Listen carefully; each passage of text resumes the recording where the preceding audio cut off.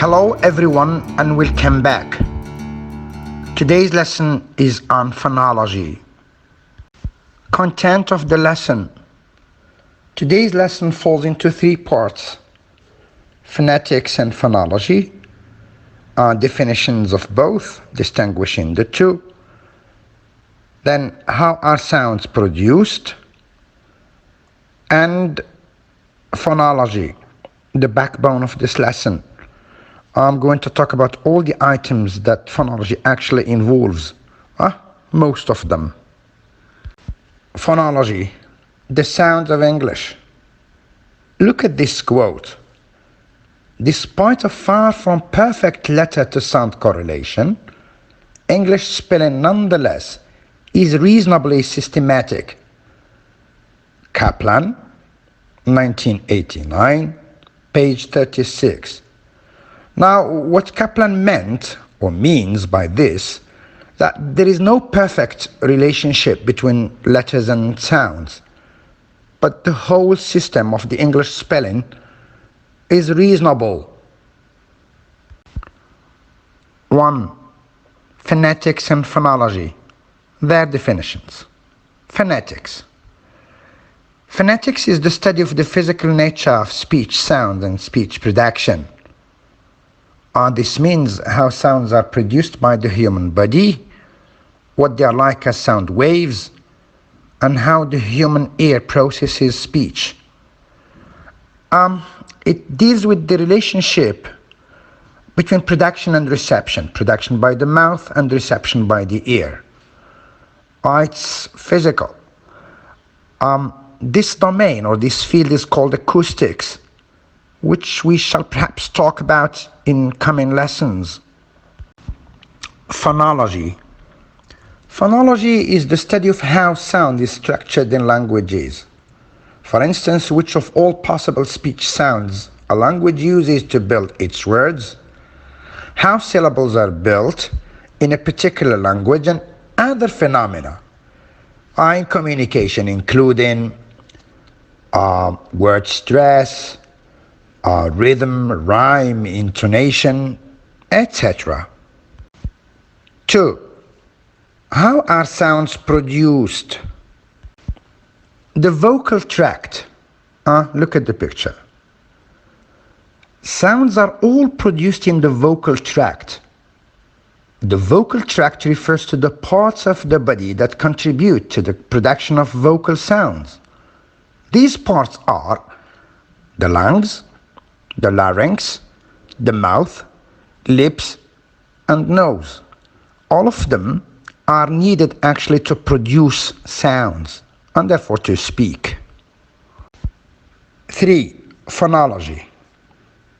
This is the backbone of this lesson. The main content of this lesson. The phonological system of English can be divided into 5 main areas. Look at them. The individual sounds, word stress, sentence stress, rhythm, and intonation. Individual sounds. Each language has its own set of sounds or phonemes. In English, there are 44. Look at the chart. The phoneme. A phoneme is the smallest unit of sound that has meaning in a language. For example, the S in books in English shows that something is plural. So the sound S has meaning. Instead of saying book, that's just one. Books, that S indicates that we are talking in the plural. The phonemic symbol. The phoneme of a language can be represented by phonemic symbols. We saw them in that chart. Each phonemic symbol represents only one phoneme, unlike the letters of the alphabet. Phonemic symbols help the reader know exactly what the correct pronunciation is. Look at those two.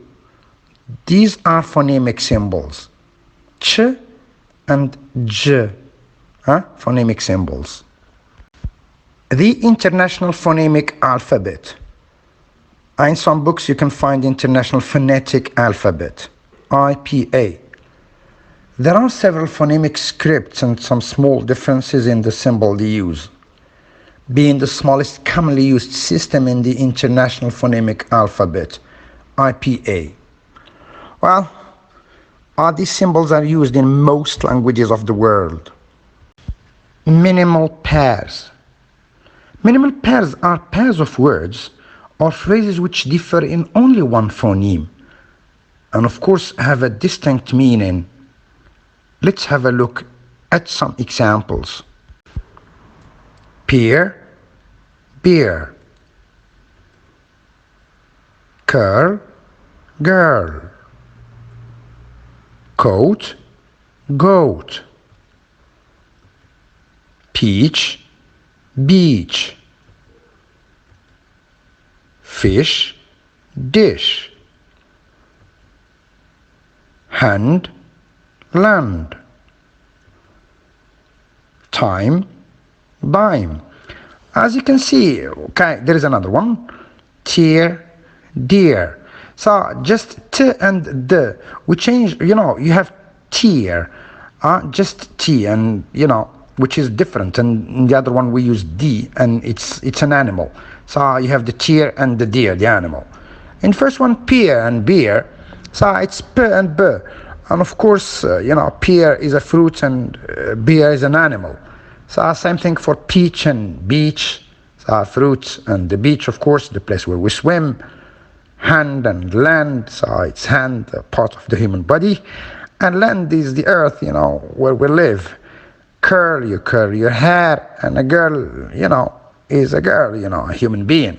So we just change one letter, and of course, the meaning is different.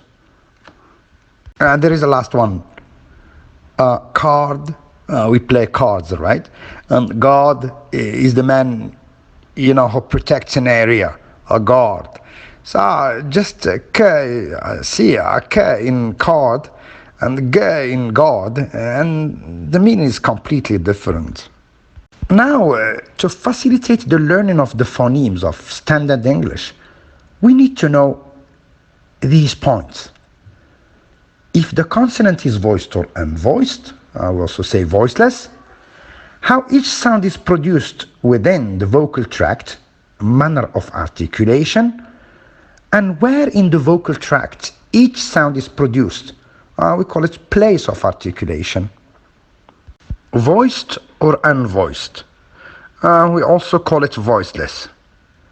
A sound is said to be voiced if it requires the vocal cords to vibrate, and an unvoiced one if it doesn't.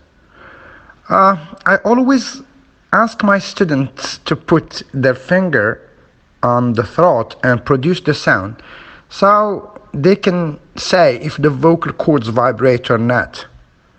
Look at these examples. P, B. T, D. Ch, J. K, G.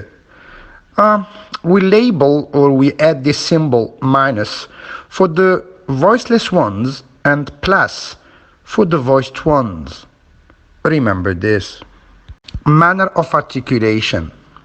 The manner of articulation can be divided in the plosives, the fricatives, the affricates, the nasals, the liquids, and the glides. Let's have a look at them one by one. Plosives. P as in pie, B as in buy, T as in to, D as in do, Ch as in cheer, J as in joy, K as in course, and G as in go. Fricatives. F as in fire, V as in vine, Th as in three, Th as in then, S as in su, Z as in zoo, Sh as in shield, and J as in measure. Affricates. Ch as in church, j as in judge. Nasals, m as in may, n as in no, as in sing. Liquids, l as in lay, r as in row. Then glides or semivowels, we also call them semivowels. W as in wet, and y as in yes. Place of articulation.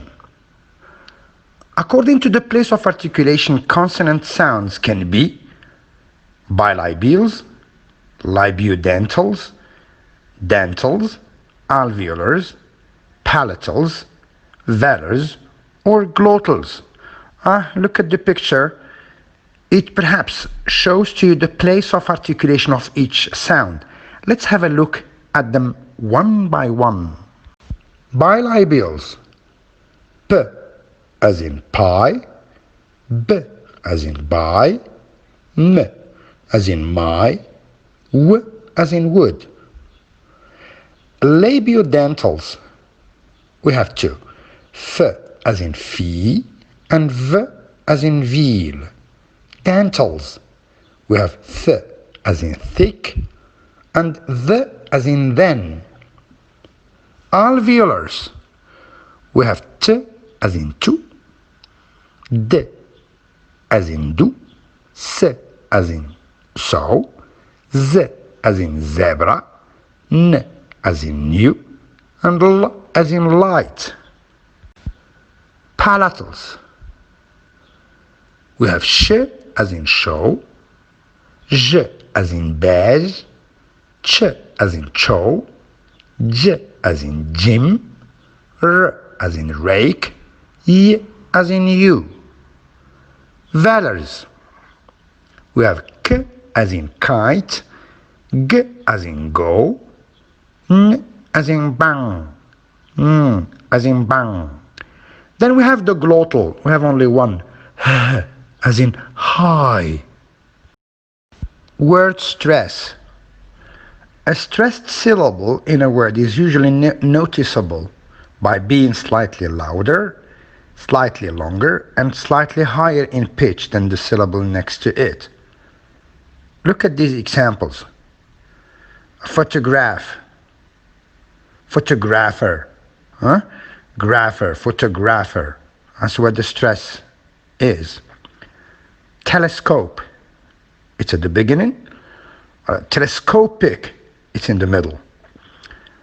Underwater, underwater, it's, before the water, underwater. Chemical, it's at the beginning. Computer, it's at the beginning. Forest, once again at the beginning. Dictionary, at the beginning. Comfortable, comfortable, it's at the beginning again. And reception, the second syllable, reception. Okay, so it's louder, longer, and higher in pitch. Sentence stress. We can also have stress in sentences. Stress also influences how sentences and incomplete sentences, that is, phrases, are pronounced. We say different parts of the sentence with more or less stress. One word in the sentence has main stress, the word which the speaker thinks is the most important to the meaning of the sentence. The main stress is usually on content, i.e., that is to say, nouns, verbs, adverbs, and adjectives. Well, these words, content words, right? Rather than on structural words like prepositions, articles, and pronouns. So we put stress on nouns, verbs, adverbs, and adjectives in sentences rather than on those, structural words, prepositions, article, and pronouns. Rhythm. Rhythm refers to the pattern of the stress of speech. Let's distinguish between two languages, English and Spanish. English rhythm is stress timing. This means we have regular pauses, and between the pauses we pack as many words as we can. However, the Spanish rhythm is syllable timing. Each syllable is stressed. They stress all the syllables in Spanish. Rhythm activity. Listen to this funny activity. Monday, Tuesday, Wednesday, Thursday, Friday. Now, Monday and Tuesday, Wednesday and Thursday, and Friday. This one, Monday and then Tuesday and then Wednesday and then Thursday and then Friday. And this one, Monday and then it is Tuesday and then it is Wednesday and then it is Thursday and then it is Friday. Well, while it's an activity you can use to practice stress, and at the same time, you teach, just like in a song, you teach students, days of the week with the right pronunciation. Intonation. This means the movement of the level of the voice, i.e., that is to say, the tune of a sentence or a group of words. We use intonation to express emotions and attitudes. This is in communication. We also use it to emphasize or make less important particular things we are saying. We also use it to signal to others the function of what we are saying. And we also use it to show whether we are asking a question or making a statement. Let's practice a bit. Statement of fact. School's just finished. The intonation follows a falling tone. The tone has fallen. To make it a question, school's just finished. We have a rising tone here. And to express surprise, we say, school's just finished. Full rise tone. So, you see, intonation makes the peps behind communication. We want to communicate a certain message, different, whether it is a statement, a question, a surprise, etc. This is the end of this module. So exhaustive and so long, isn't it? However, I think it is very informative and instructive. I hope you will benefit from it. As for those, the place of articulation, those bilabials, labiodentals, dentals, alveolars, and palatals, velars, and glottals, I will give a separate lesson on these and actually define what bilabials are, velars, etc. Show you exactly where the place of articulation is. Thank you for following me, and goodbye.